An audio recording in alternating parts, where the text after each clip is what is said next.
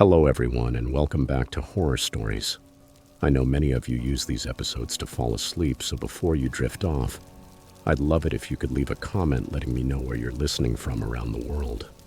Also, don't forget to like and subscribe if you're enjoying the episodes.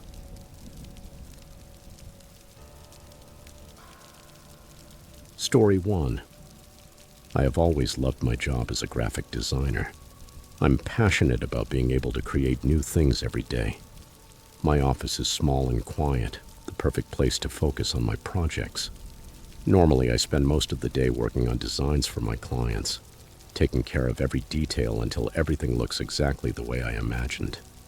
I feel a great pride in what I do, and even though it can be exhausting at times, I always end the day with a sense of satisfaction. But something changed in me after what happened one night when I was returning from work. It was an experience that stayed etched in my memory forever. It was a Friday afternoon and I was already looking forward to the weekend. I left the office around 7 p.m., a little later than usual, although it wasn't anything out of the ordinary. The sun had just set and the sky was tinted with orange and violet tones. As I drove back home, I thought about what I would do over the weekend. Maybe I would watch some movies, order delivery, and simply relax. When I arrived, I parked the car in the driveway and walked toward the door. My house is a single-story home, small but with just the right amount of space for me. I've lived alone here for 3 years. It's not in a very busy area, which I like, because it's quiet and I always find peace after a long day at work. I put the key in the lock and opened the door. The house was completely dark, just as I expected. I turned on the hallway light and took off my shoes, enjoying the feeling of finally being home. The familiar scent of the place wrapped around me, bringing me a sense of calm. I left my bag on the living room sofa and headed toward the kitchen to get something. But then something caught my attention. There was a dim light coming from there. At first I thought it might be the reflection of the streetlights outside, but it was too bright for that. I clearly remembered turning off all the lights before leaving that morning, so it didn't make sense. A slight discomfort ran through my body, although I tried to downplay it. Maybe I had simply forgotten to turn the light off. It had been a long day, after all. However, as I got closer to the kitchen, that feeling of unease grew stronger. The light wasn't coming from the ceiling, but from the refrigerator area. I entered slowly, with soft steps on the floor. The source of the glow was the freezer door, which was completely open. My heart began to pound. I was sure I had closed it. Who would leave a freezer open? I didn't live with anyone, and only I had the keys to the house. Suddenly, the home's comforting silence turned unsettling. I moved a little closer, and that was when I saw him. In front of the freezer there was a man. He had his back to me, motionless, with his head slightly tilted forward. He was wearing dark, dirty clothes, and he had his hands inside the freezer, as if he were searching for something among the compartments. The air seemed to vanish from my lungs. I was completely paralyzed, unable to move or make a sound. I couldn't believe what I was seeing. How was it possible that someone was inside my house? My mind began to fill with questions, but there was no time to think. Without making a sound, I started to back away slowly, my heart beating so hard I could hear it in my ears. The man didn't seem to have noticed my presence, and I didn't want to take any risks. My hands were trembling as I tiptoed toward the hallway. I went straight to my bedroom, trying to keep my breathing as quiet as possible. Once inside, I locked the door and pressed my back against it, shaking as I turned the key in the lock. I stayed that way for a few seconds, trying to calm the whirlwind of thoughts racing through my head. How had he gotten in? Why was he rummaging through my freezer? Nothing made sense, but I couldn't stay frozen. I had to act. My phone was on the nightstand. I grabbed it with trembling hands and dialed 911. My voice broke as I explained the situation to the operator. The minutes that followed felt endless as I waited for the police to arrive. I turned off the lights in my room, afraid that any movement might give me away. I didn't know whether the man was still in the kitchen or if he had heard me. Every creak of the house made me jump.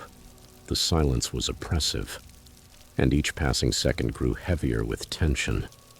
I tried to listen for any sound, but the only thing I could perceive was the rapid rhythm of my own heart. After what felt like an eternity, I heard the sound of sirens in the distance. I felt a mix of relief and fear. What if the intruder heard them too? What if he tried to escape or come toward me?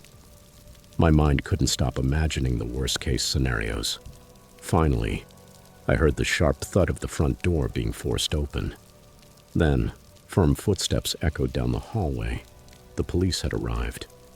I unlocked my bedroom door and opened it slowly, peeking out cautiously. I saw a flashlight beam sweep across the walls as the officers inspected every corner. I stepped out, feeling a wave of relief. "I'm here," I said, my voice trembling. The officers came over right away, asking if I was okay and whether I had seen the intruder. I told them everything: the light in the kitchen, the man in front of the freezer, and how I had hidden. They searched the house from top to bottom, but they didn't find anyone. The man had vanished. There were no signs that anyone had been there, no footprints, no items out of place, nothing. One of the officers told me it wasn't unusual for burglars to break in looking for easy targets, but something about that explanation didn't add up.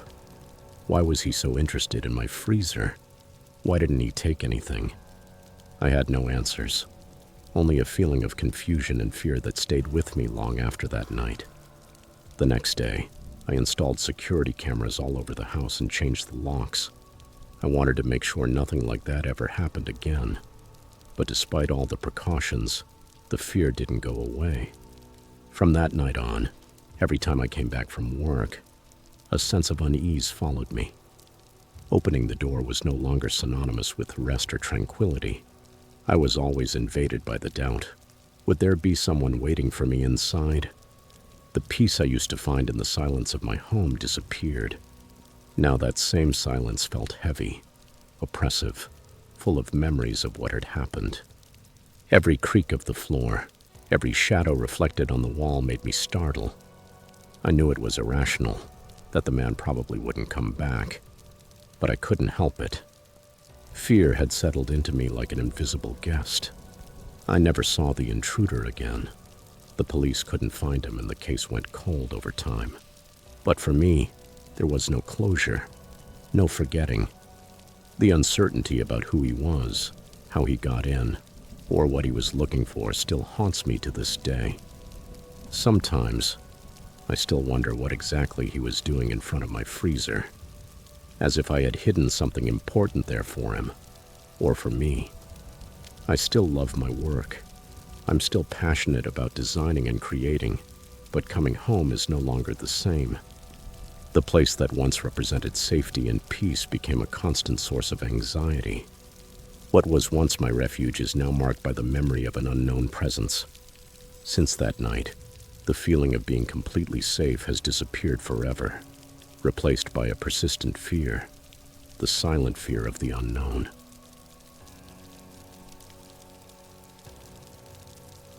Story 2. That night I was working late at the office, something that had already become routine for me. My name is James and I'm an accountant at a small firm. The place used to be completely silent at that hour, interrupted only by the constant sound of my fingers tapping on the keyboard. The ceiling lights cast long shadows that made everything feel even more desolate.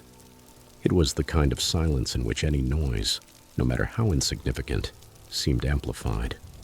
The hum of the air conditioner, the creak of the old wooden floor. Everything took on an unsettling presence. It was Thursday night and I had a deadline to meet.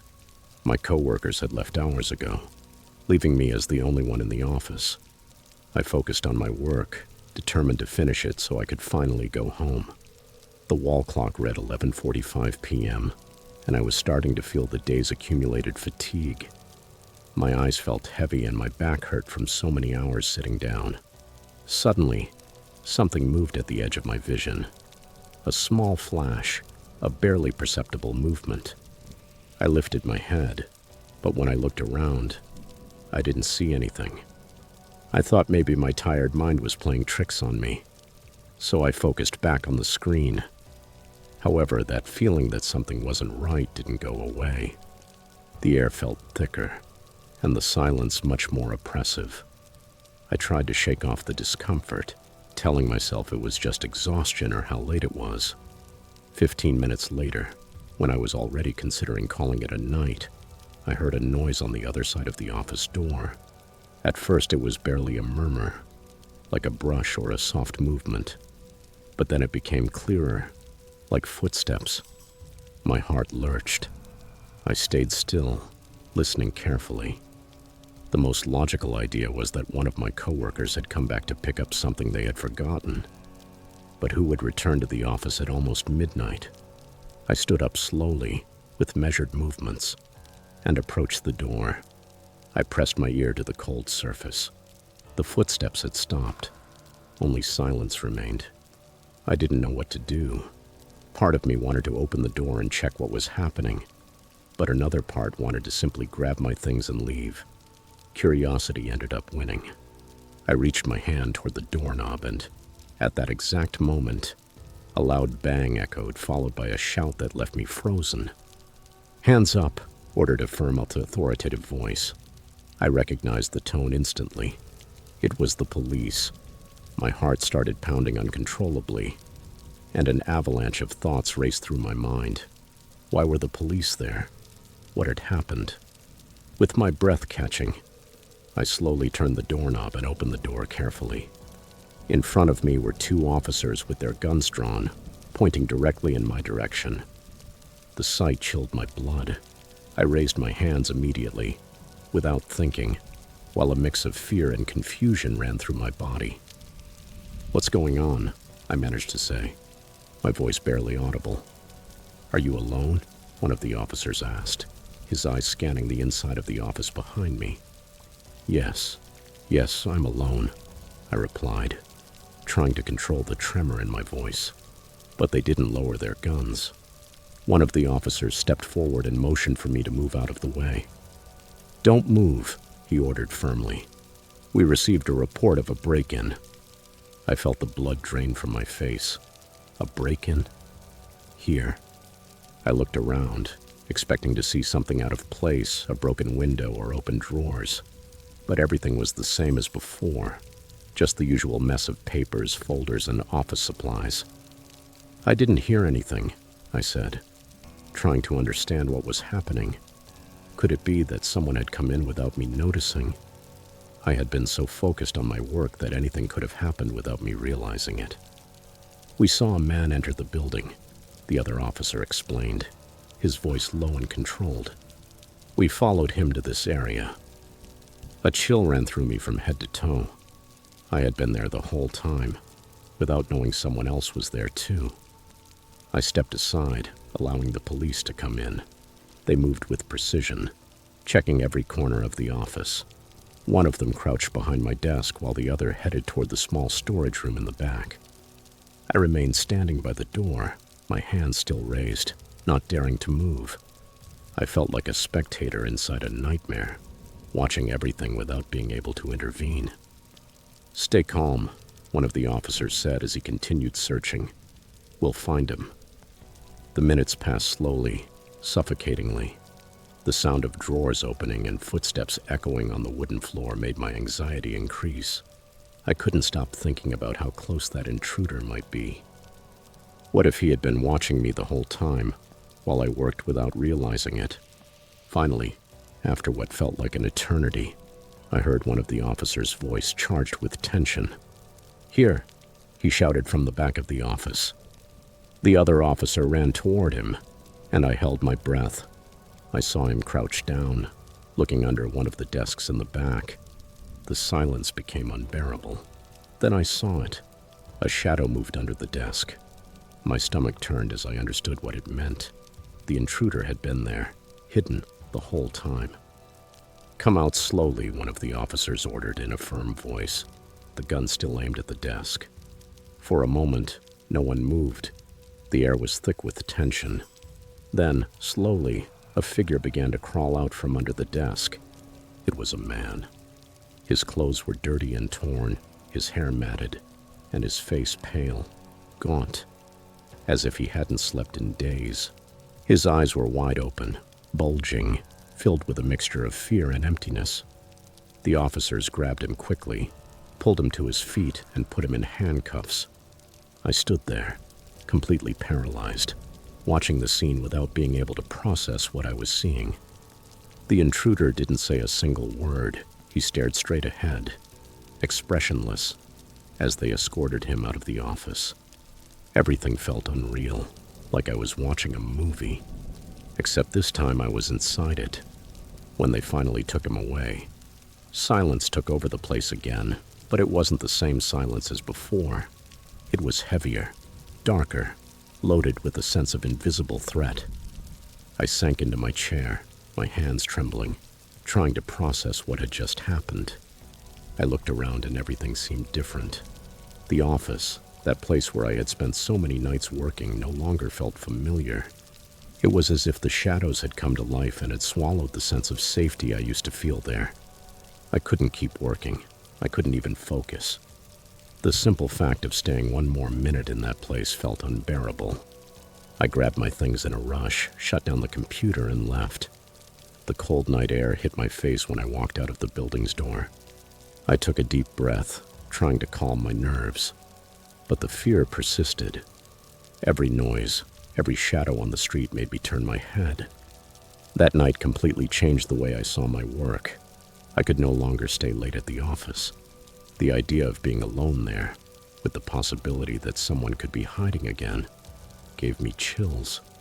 To this day, I can't stop thinking about it. What if the police hadn't arrived in time?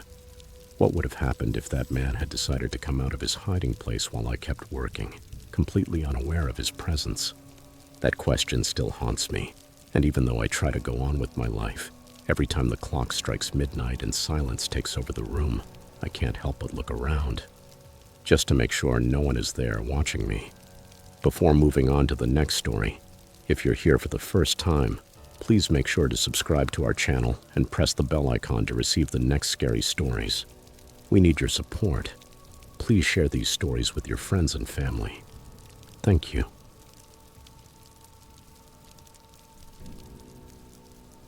Story 3. I have always loved traveling, and Airbnb is my favorite platform for finding unique places to stay. One summer I felt the need to get away from the noise of the city, so I booked a small cabin in the middle of the forest. The photos on the site showed a cozy wooden house surrounded by tall trees, and the reviews were excellent. Everyone praised the owner, a man named Mr. Bolt, for his kindness and willingness to help. I didn't think twice before making the reservation. The trip to the cabin was longer than I had anticipated. The road became narrower and more winding as I went on. The trees rose on both sides, so tall that their branches seemed to stretch like fingers interlacing above me. Sunlight barely managed to filter through the thick foliage, tinting the road with a greenish, gloomy tone. I could feel the air growing cooler little by little, and a sense of isolation began to settle in my chest. Even so, I kept telling myself that this peace was exactly what I was looking for. When I finally arrived, the cabin looked identical to the photographs. Charming, with a small porch and a rocking chair in front of the door. Some flowers grew in neat rows next to the steps, adding a touch of color to that otherwise gloomy setting. I parked the car, got out, and stretched my legs after the long trip. The air smelled of pine and damp earth, a fresh, natural fragrance. Suddenly, Mr. Bolt appeared from behind the cabin. He was an older man, in his 50s, with a kind smile and warm eyes. He wore a plaid shirt, jeans, and a fairly worn straw hat. He greeted me enthusiastically and helped me with my luggage. "You'll love this place," he told me in a calm voice, as soft as the whisper of leaves moved by the wind. He showed me the inside, a small kitchen, a cozy living room with a fireplace, and a bedroom with a large window that offered an impressive view of the forest. Everything was simple, but very comfortable, just what I needed. Before leaving, he assured me that he lived nearby and that I could call him if I needed anything. I thanked him for his kindness and felt reassured by how cordial he was. That first night was quiet and beautiful. I made a cup of tea and sat on the porch to watch the sunset. The forest remained silent, broken only by the occasional song of a bird or the soft rustle of leaves. When night fell, the air became colder and the sky took on a deep dark blue shade. I lit the fire in the fireplace and curled up with a book. The warmth of the flames and the crackle of the fire made me feel protected, comfortable. But as the night went on, I began to notice things that didn't let me rest easy.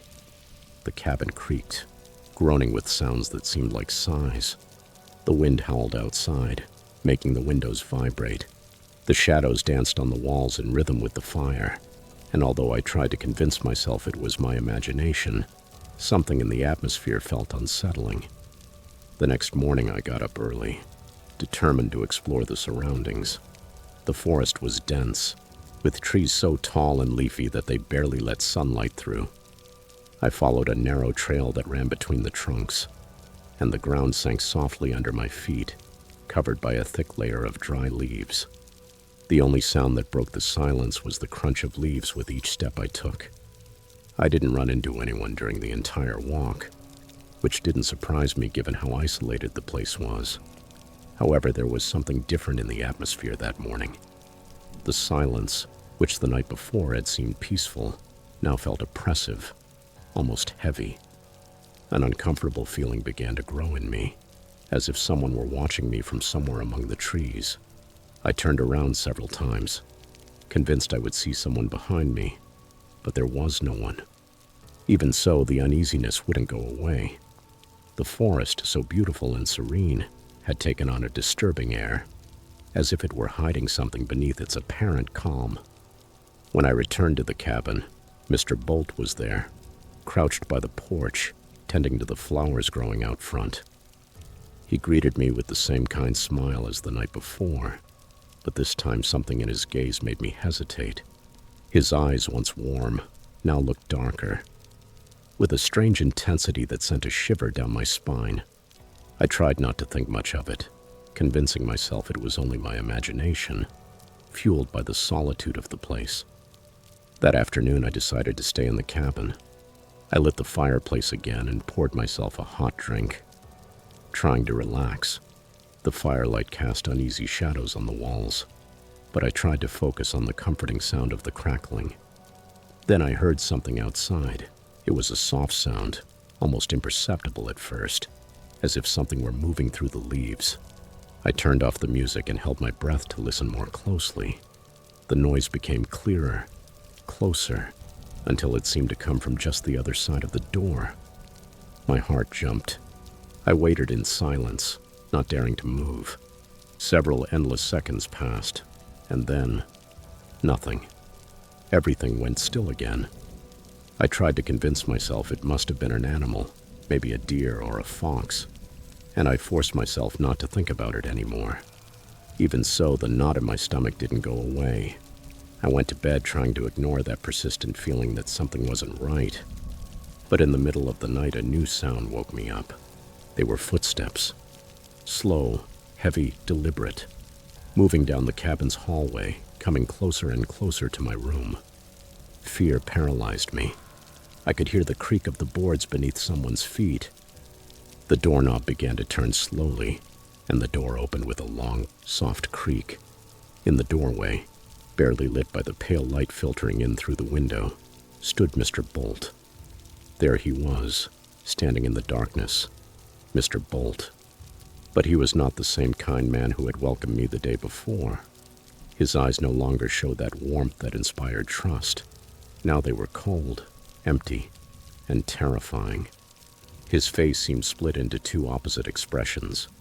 On one side, the gentle smile I remembered, and on the other, a twisted grimace, charged with rage and something I couldn't define. It was as if two different people were fighting to take control of his body. I felt fear tighten around my chest. I was trapped in the middle of the forest, alone, with no way to escape. Mr. Bolt didn't say a single word. He stood motionless in the doorway, staring at me, breathing slowly but heavily. I couldn't move. My mind desperately searched for a way to react, to run, to defend myself. but my muscles wouldn't respond. Seconds that felt like hours passed, and finally, without any explanation, he turned around. He left the room and his footsteps faded down the hallway until they disappeared. I remained silent, holding my breath, not daring to move even an inch. I waited. 1, 2, 3 endless minutes, until I finally gathered the courage to grab my phone. With trembling hands, I dialed the police and told them what had happened, trying to stay calm. My voice broke as I gave the address and begged them to come quickly. Despite how remote the place was, the officers arrived surprisingly fast. When they entered the cabin, I was still in the bedroom, frozen. They spread out across the property and, after a few minutes, found Mr. Bolt hidden among the trees not far from there. When they arrested him, they discovered something that chilled my blood. That man had a history of mental disorders and had spent years living in the forest, pretending to be different people. The kind and helpful Mr. Bolt was only one of his personalities. The other, the one I saw that night, was something much darker and more dangerous. I left the cabin at dawn. I drove along the narrow, winding road, leaving the trees and the forest silence behind. But the fear stayed with me. Even though the danger was behind me, the sense of horror persisted. Sometimes I still remember that face, that half kind and human, and the other half deformed, consumed by something uncontrollable. And I will never be able to forget the exact moment when I understood that the man who seemed so kind was hiding something truly terrifying inside him.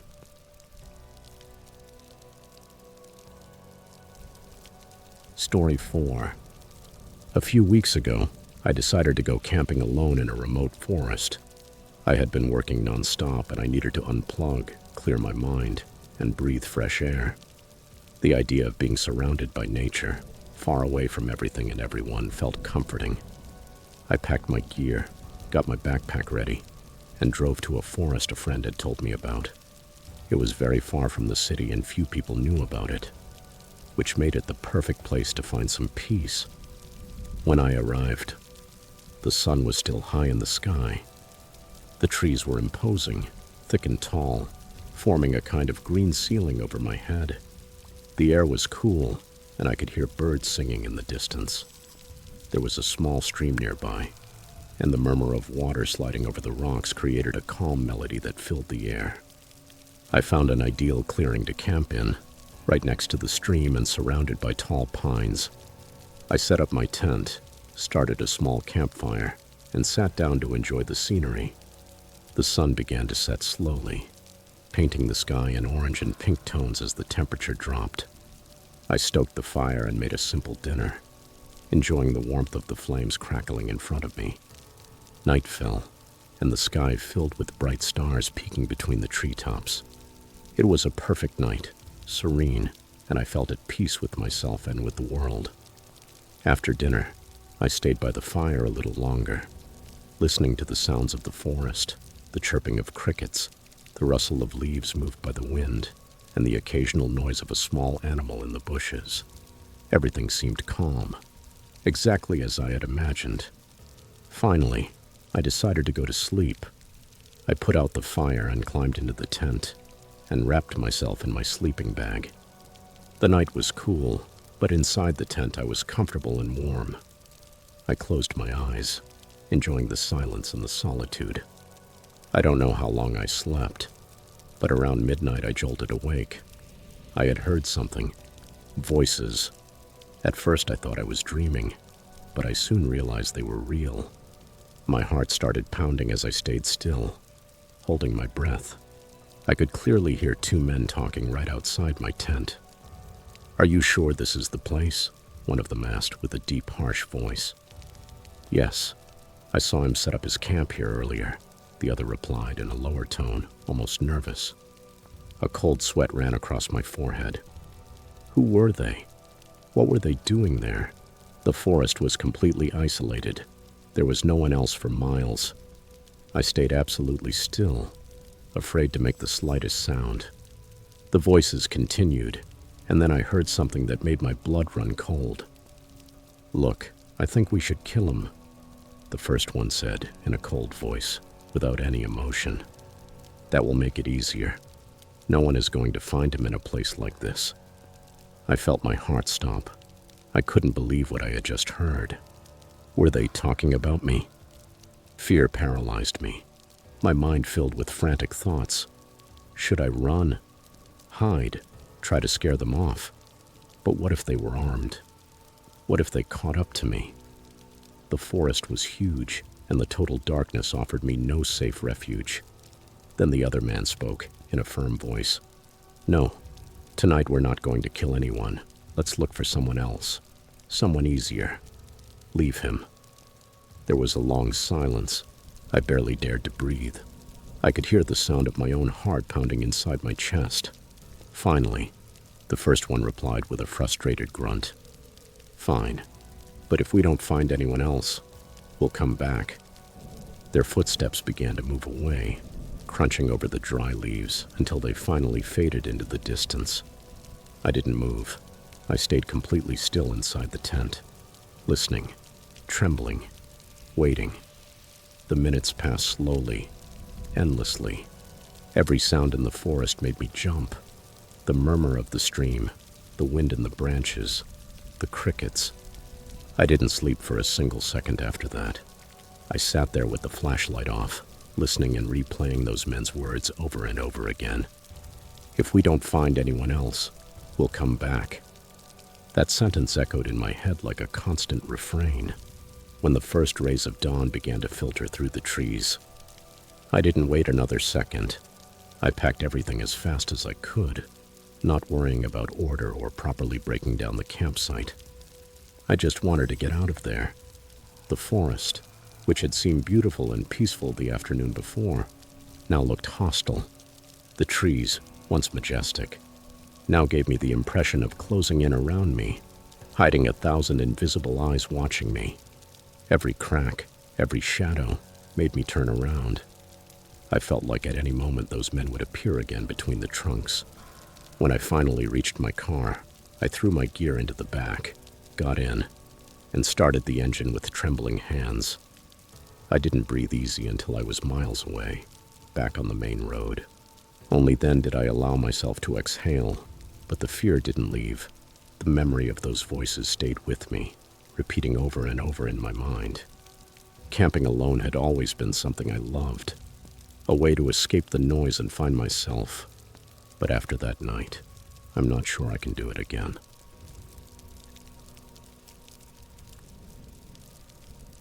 Story 5. The carnival was always my refuge, my escape from the everyday world.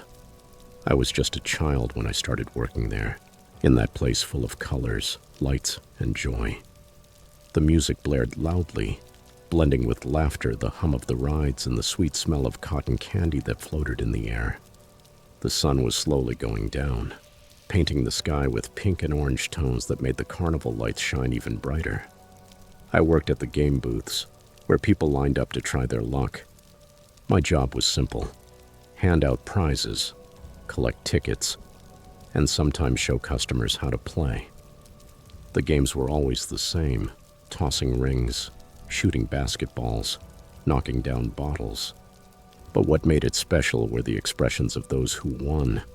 Seeing their eyes light up when they got a teddy bear or a shiny toy filled me with satisfaction. I felt like I was part of something magical.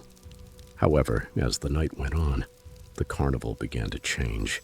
The cheerful yet noisy atmosphere took on a different, stranger tone. The shadows stretched longer.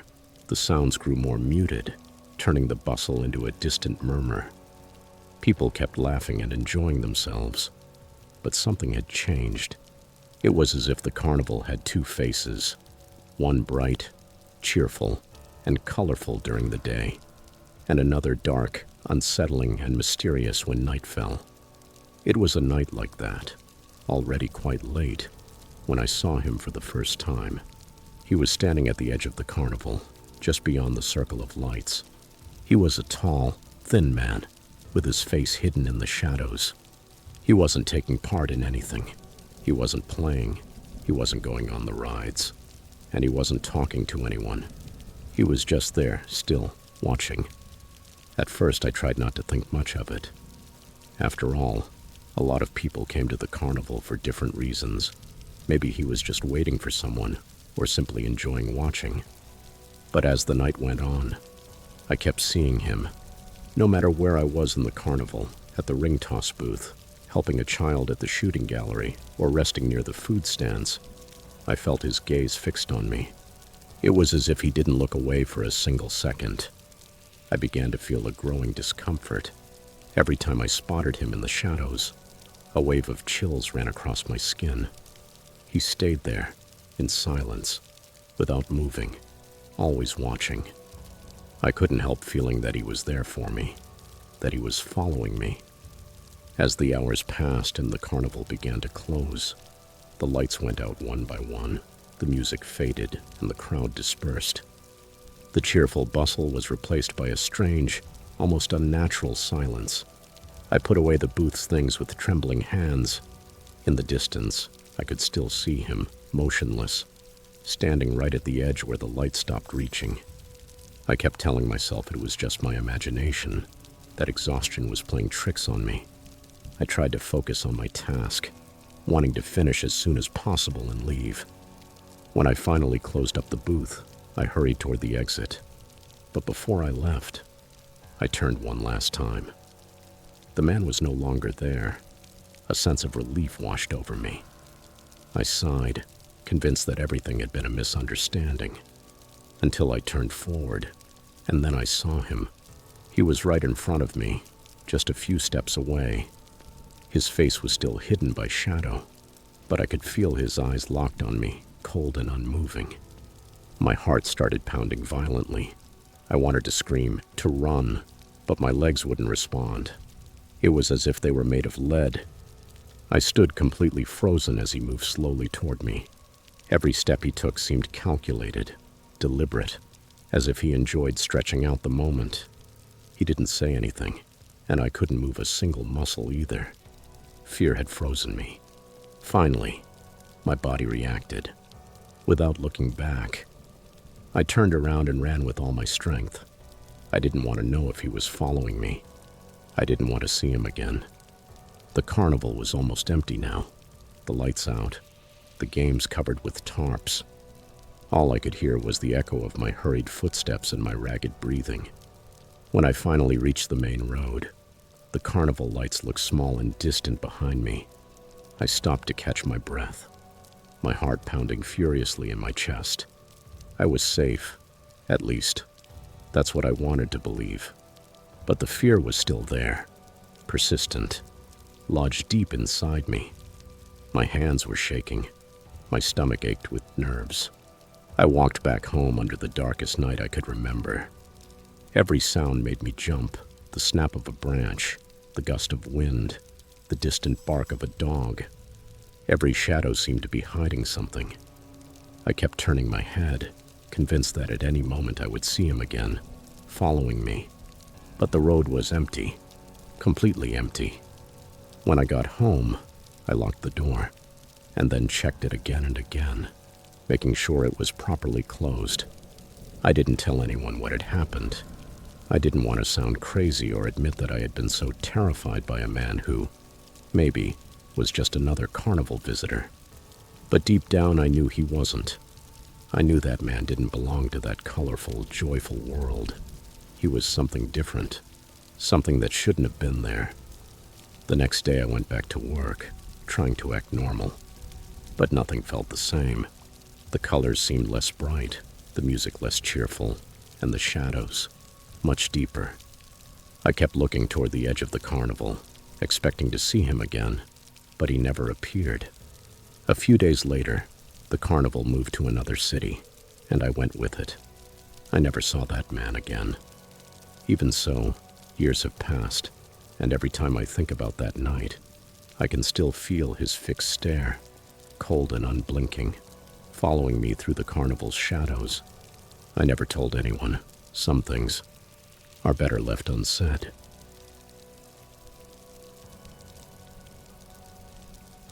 Story 6.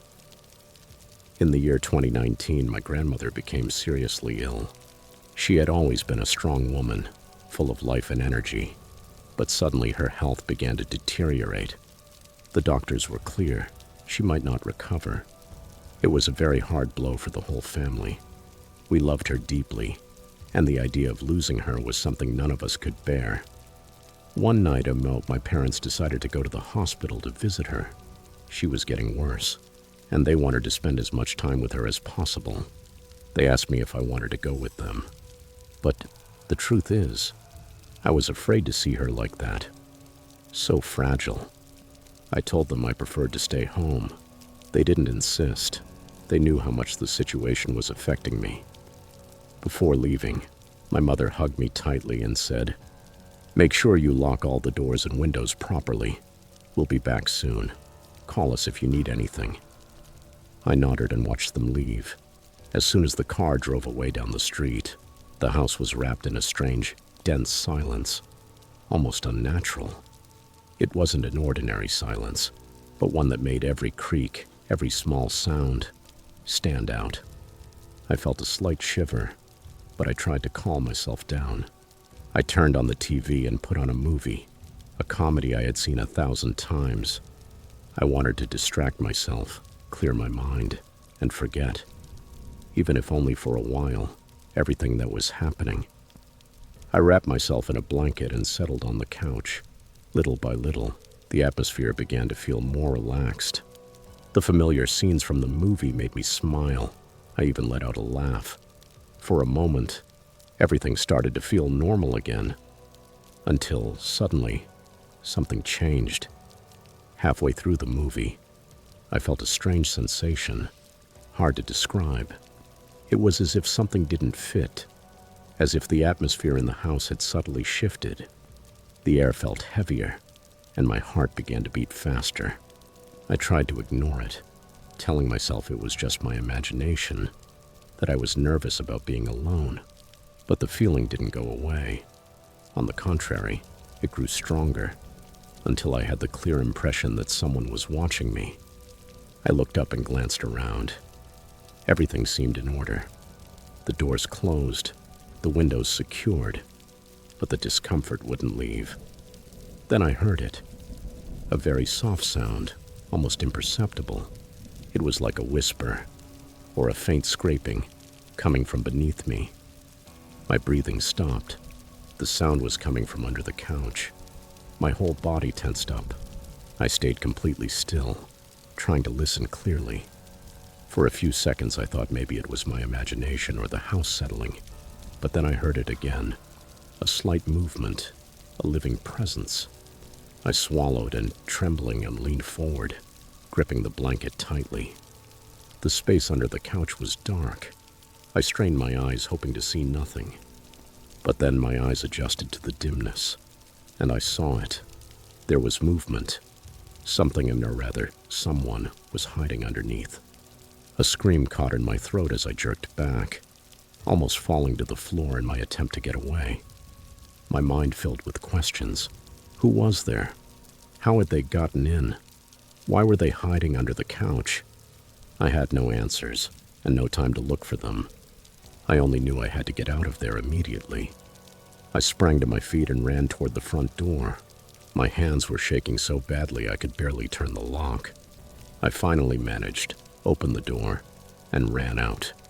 Without looking back, without even worrying about leaving it open. I sprinted across the street to my neighbor's house, Mrs. Green, an older woman who lived alone. I pounded on her door over and over again, desperate. I felt my heart in my throat. After what felt like ages, the door opened. She appeared with a worried look on her face. "What is it, dear?" she asked, alarmed. "There's someone in my house," I shouted, unable to hold back the panic. Her eyes widened. She grabbed my arm and pulled me inside quickly, locking the door behind us. Immediately, she called the police. While we waited, she tried to calm me down, but I couldn't think clearly. The image of that body hidden under the couch kept replaying in my mind. It wasn't long before we heard sirens in the distance. The officers arrived and went into my house, checking every room with flashlights. I watched from Mrs. Green's window, holding my breath. But when they came back, the news was baffling. They didn't find anyone. The man had disappeared. There were no signs of forced entry, no footprints, no trace at all that anyone had been there. It was as if he had vanished into thin air. The police assured me the house was safe, though confusion showed on their faces. They didn't understand how it could have happened. My parents arrived shortly after, just as the officers were leaving. They were horrified when they heard what had happened. My mother hugged me with tears in her eyes, while my father spoke with the officers, trying to find some logical explanation. But there wasn't one. There never was. That night I didn't sleep. Every creak, every shadow made me tremble. The image of the man under the couch stayed there, burned into my mind. Who was he? What did he want? How had he gotten in? No one ever knew, for a long time afterward. I couldn't stay home alone. Even today, years later, I still check every lock and every window twice before going to sleep. Because I learned something that night. Sometimes the most terrifying things aren't the ones you can see, but the ones you can't explain.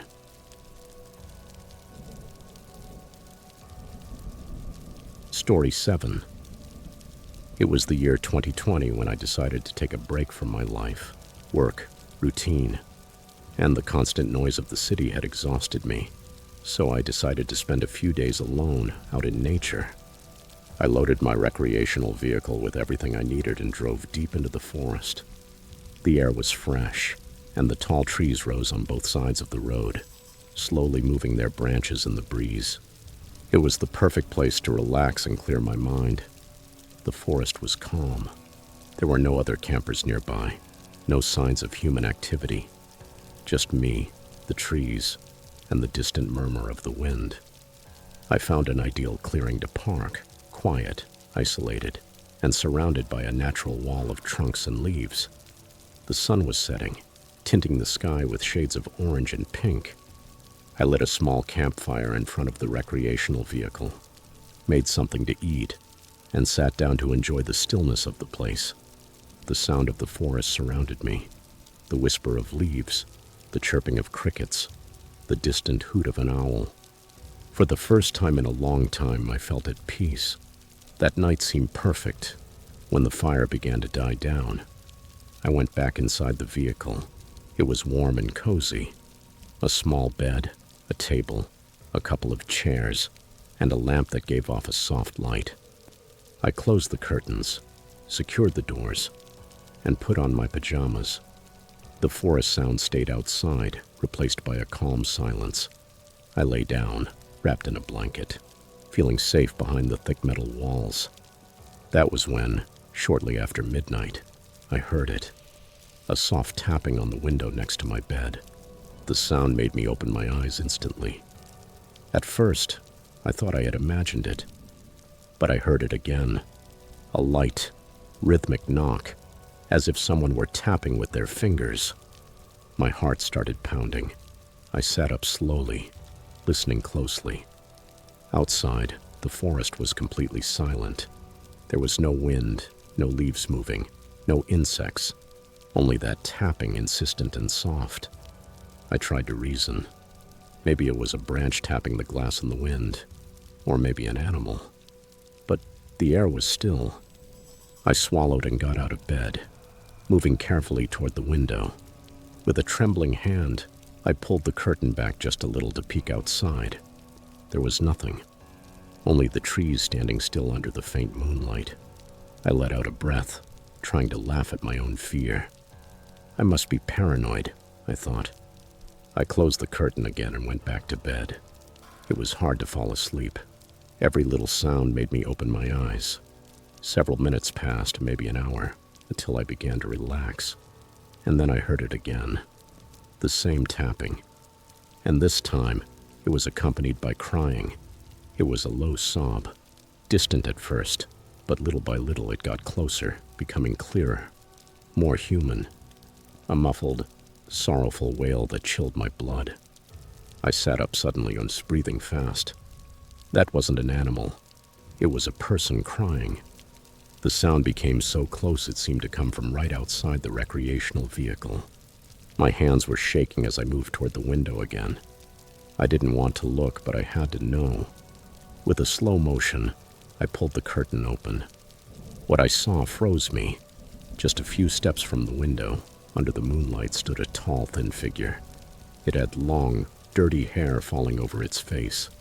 Its silhouette was dark, almost blending into the forest. But its eyes were two huge, glowing white orbs, shining in the darkness and fixed on me. They didn't blink. They didn't move. They just watched me.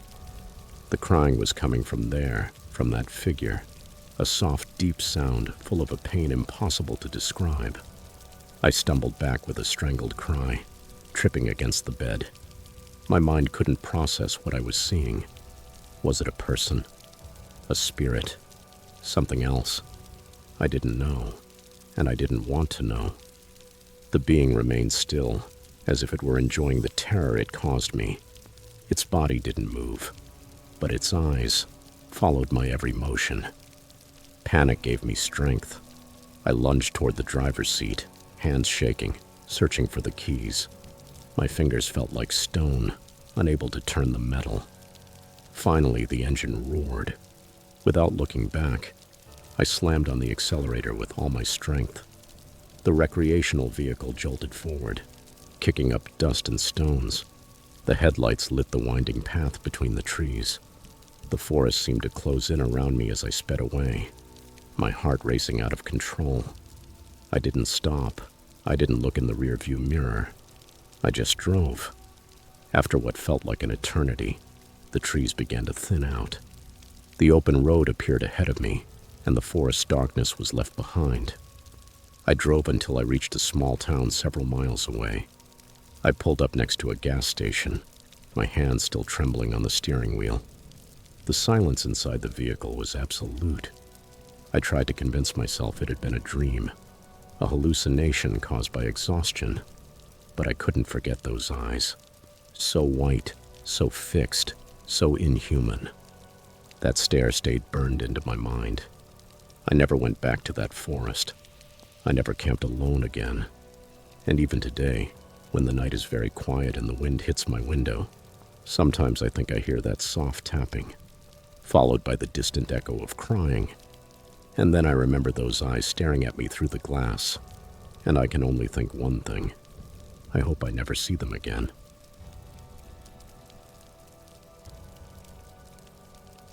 Story 8. I have always considered myself a practical man.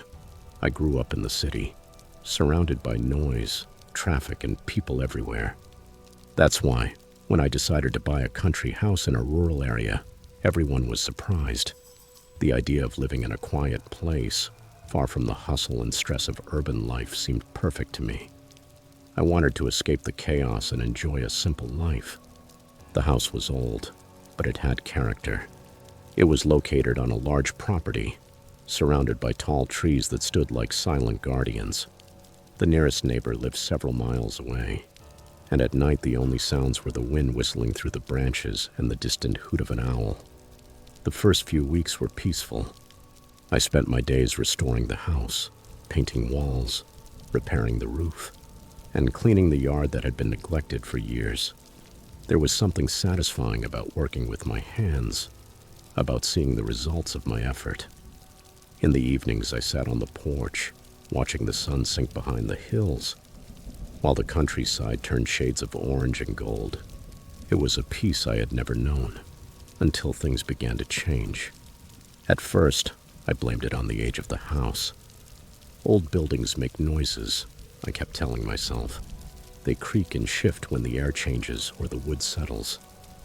But soon I realized that what was happening wasn't normal. It all started with small details. I would leave a tool in one room and later find it in another. Sometimes I heard footsteps upstairs, even though I knew perfectly well I was alone. They were soft steps, almost hesitant, but unmistakable. I would go up immediately, looking for an explanation. But as soon as I reached the top of the stairs, the sound stopped, as if whatever it was didn't want to be discovered. One night, while I was washing dishes in the kitchen, something happened that left me frozen. Since the house didn't have hot water, I had to heat it on the stove and use a basin. I was focused on my task when I heard a whisper behind me. It was so faint that I thought I had imagined it. I turned around, expecting to see someone, but the kitchen was empty. Then it happened again. Clearer, closer, right next to my ear. A shiver ran through my body. I dropped the plate I was holding, and it shattered on the floor. I stood still with my heart pounding, looking around. The whisper was gone. Only the sound of the wind hitting the window glass remained. I tried to convince myself I was tired, that my mind was playing tricks on me, but deep down I knew I wasn't alone. There was something in that house, something I couldn't see. That night I barely slept. Every creak, every faint sound made me jolt. The darkness felt thicker, as if the very air were filled with something invisible and oppressive. I stayed awake, staring at the ceiling, my ears tuned to any noise. I must have fallen asleep at some point, because I jolted awake when I felt something cold brush against my arm. I sat up immediately, but there was no one there. The silence was absolute. The next morning I tried to act normal. I wasn't going to let fear control me. I kept working as usual, fixing things and avoiding thinking about what had happened. But when evening came, the uneasy feeling returned, stronger than before. The silence in the house felt heavy, suffocating, as if the walls were watching me. I tried to go to bed early, hoping sleep would help me forget. But sleep didn't come. As I lay in bed, watching the shadows cast on the ceiling, I heard it again. The whisper. This time, clearer. It was a voice, but I couldn't understand what it was saying. It came from everywhere and nowhere. I sat up, my heart racing. The whisper was still there, insistent, almost desperate, as if it wanted to tell me something. I got up, trembling, and walked slowly down the hallway. As I moved forward, the voice seemed to follow me, filling the air around me. It led me to the main living room. I stopped at the threshold. The room was almost dark, lit only by moonlight filtering through a window. And there, in the middle of the room, there was a figure. It was a shadow, black, denser than the darkness around it. It had no face, but I felt its eyes fixed on me. I stood motionless, holding my breath. The whisper grew stronger, vibrating, emanating from that figure. It wasn't a human sound. It was something else, something that didn't belong in this world. I tried to run, but my legs wouldn't respond. It was as if fear had nailed me to the floor. The whisper grew, more and more insistent, almost pleading. I couldn't understand the words, but the feeling was clear. It didn't want me there. Finally, I managed to back away, step by step, without taking my eyes off that shadow. The sound weakened as I moved down the hallway. I ran to my bedroom, locked the door, and sat on the bed, unable to stop trembling. I spent the rest of the night awake, waiting, but the house remained silent. A heavy, ominous silence, like the calm before a storm. At dawn, I knew I couldn't stay any longer. I packed a few things, got in the car, and left without looking back. I sold the house a few weeks later, without ever setting foot inside again. I never told the new owners what I had experienced. Who would believe me? Even I still doubt what I saw. The only thing I know for sure is that something was in that house. Something invisible, unknown, and it definitely didn't want me there.